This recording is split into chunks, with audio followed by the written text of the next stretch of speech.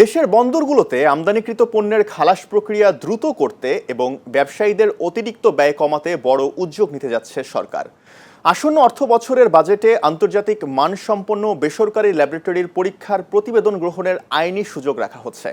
বর্তমানে খাদ্যপণ্য, ওষুধের কাঁচামাল, রাসায়নিক সার, প্রসাধনী সহ বিভিন্ন পণ্যের মান পরীক্ষার জন্য সরকারি ল্যাবের ওপর নির্ভর করতে হয়, কিন্তু সীমিত সক্ষমতা ও অতিরিক্ত চাপের কারণে পরীক্ষার ফল পেতে দীর্ঘ সময় লাগে।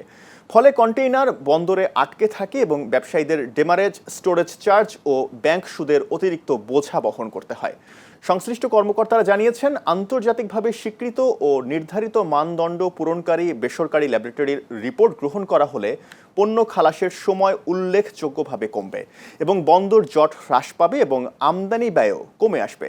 তবে এক্ষেত্রে কঠোর মান নিয়ন্ত্রণ, নিয়মিত অডিট ও জবাবদিহিতা নিশ্চিত করা হবে বলেও জানানো হয়েছে।